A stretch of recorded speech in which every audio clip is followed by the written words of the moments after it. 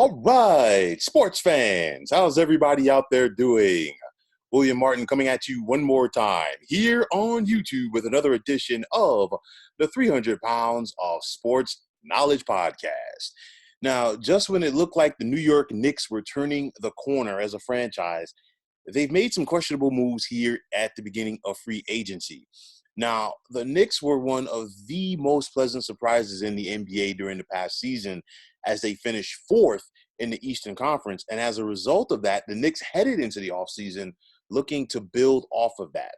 Now, I didn't have a problem with the Knicks signing Kemba Walker on the heels of his buyout from the Oklahoma City Thunder, as I think the local product does have an opportunity to make an impact for the Knicks and be a solid scorer for them.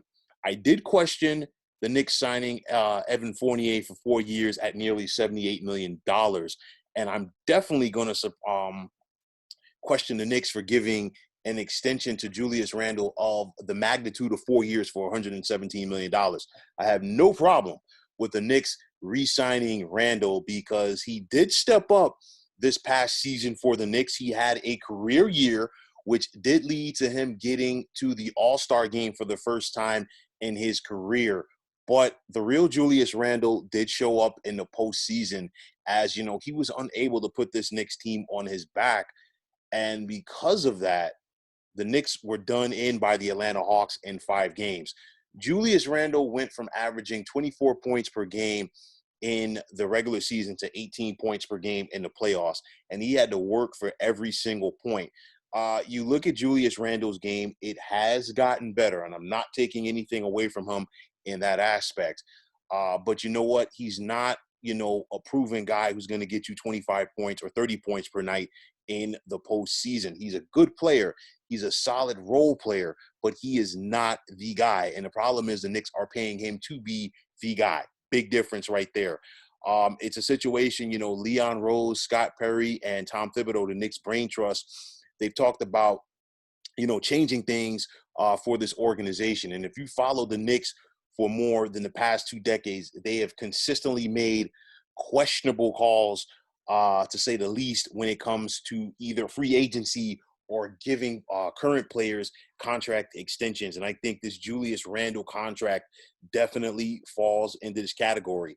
I've said it once and I'll say it again. It's a situation for the Knicks. I break it down in tiers as far as how things go in the Eastern Conference. Of course, Brooklyn, Philly, and Milwaukee in tier 1.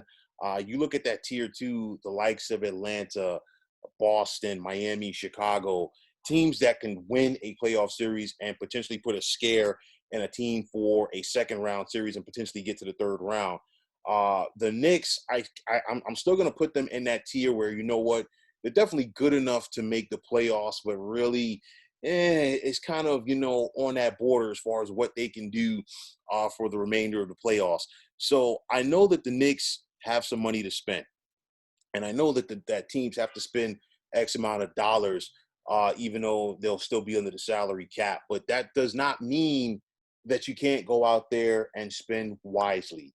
If there's a situation where the Knicks gave Julius Randle 4 years at $80 million, I have no problem with that. But at some point, that overspending is going to catch up to them and it's going to hurt them. I think this was a reach that the Knicks did not have to make.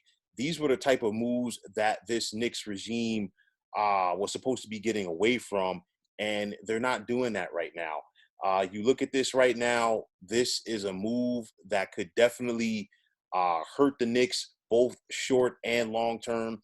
I don't see this team being any closer to being a championship contender by giving Julius Randle this type of money. The Knicks still need, a star player, if not several star players, to have this whole thing come together in order for them to consider themselves a championship contender. It was a good feel-good story for the Knicks last year. They overachieved. Julius Randle overachieved. But now the expectations for both Randle and the Knicks are going to go to another level, and I don't think that either one collectively will be able to reach that level for the upcoming season. Brooklyn is expected to be healthy. Philly's looking to improve. Milwaukee they're the defending NBA champs. You look at the teams like Miami and Boston, They're looking to build off of their players.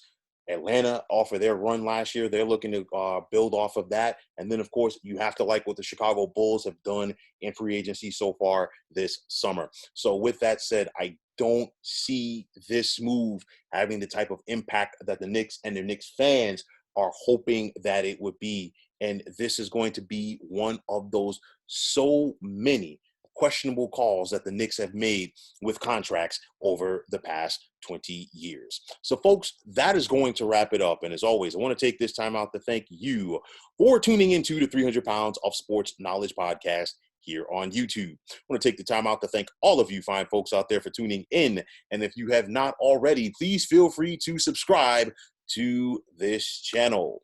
Now, if you're on Twitter, please feel free to follow me at 300 Pounds of Sports. And like I always say, if you follow me, it'll be my pleasure to follow you right back. There's also the sports discussion group on Facebook at the Sports Depot 365. You can check it out. Drop a line and be a part of one of the better sports debating sites going on social media.